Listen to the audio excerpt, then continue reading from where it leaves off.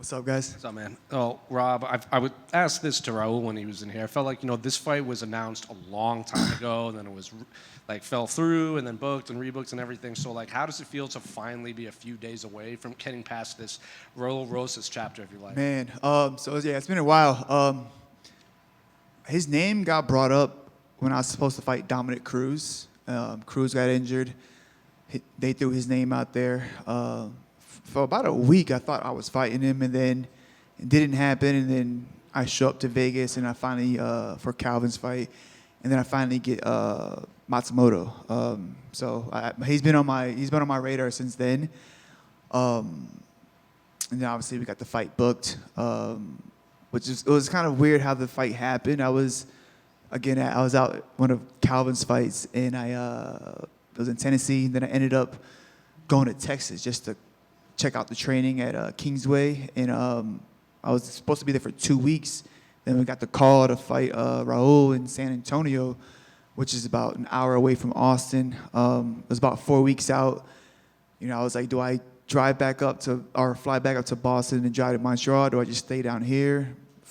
Finally made a decision to stay down there and train, and then the opponent switched. Then from there I was like, this is a mistake. I was like, but I went through with it. We wanted to keep the fight going, wanted to fight, and but looking back, it's like maybe sometimes it's better to say no. But it is what it is. I lost that fight. Martinez looked good. He looked good last week as well, so it doesn't hurt as bad. And then obviously we rebooked this fight, so I'm excited, man. It's been a while. Is it the name value that he brings? Because outside of the champion top five, he has to be one of the more popular fighters on the roster. 100%. He has that buzz going on.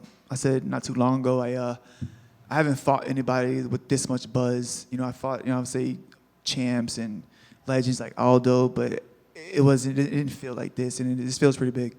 Is it a weird, his audience is so young. A bunch of them probably only watch him fight. Has it felt weird preparing for this? A little bit. I was on Google trying to learn all the new lingo. Make sure I'm up to date. But forget that. But yeah, no, it's it's the young boys game, and it is what it is. I'm excited though. I've been purposely getting around the young kids in the gym and feeling that energy and just hanging around them and trying to steal some of their youth.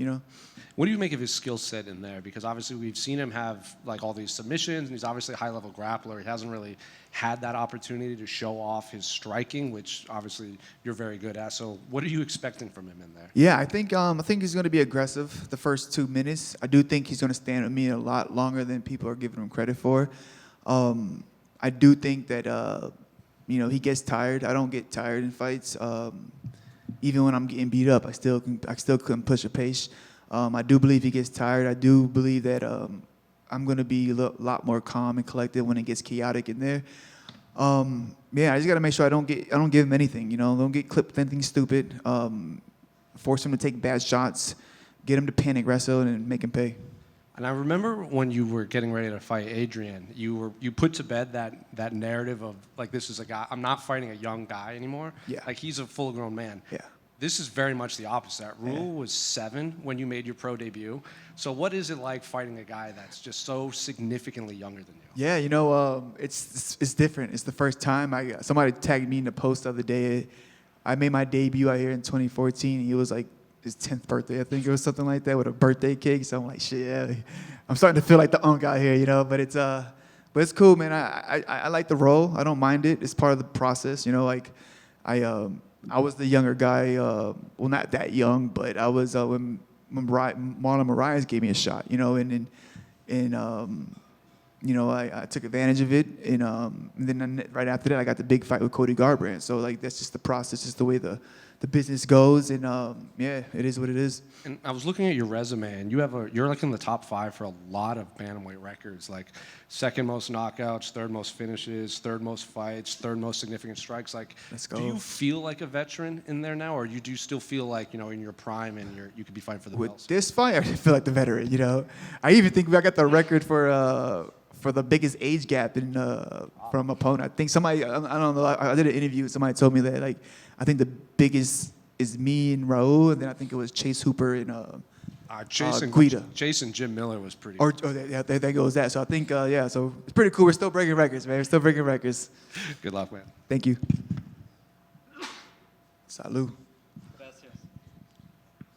Rob, What up, brother? how was this camp? Because obviously there's a lot of Latinos in your team, and then it seemed like they throw you all the Mexicans like last week. And Yeah. so how was this camp like training? How was the energy to fight? And guys like they're gonna bring the fight. They're gonna put, show it in your face and try. Yeah, no, this camp was great. I spent 5.5 weeks in Montreal. There's nothing to do in the wintertime, so it was just training, sleep, and back to training. They rolled the red carpet out for me out there in TriStar. They want to see me do well. They want to, say obviously get my hand raised, and obviously, my brother Calvin's always out there making sure I'm taken care of. Rob Rivas is always stepping up, and yeah, it's been a great camp. Thanks. Appreciate you, brother. Perfect. Thank you, guys.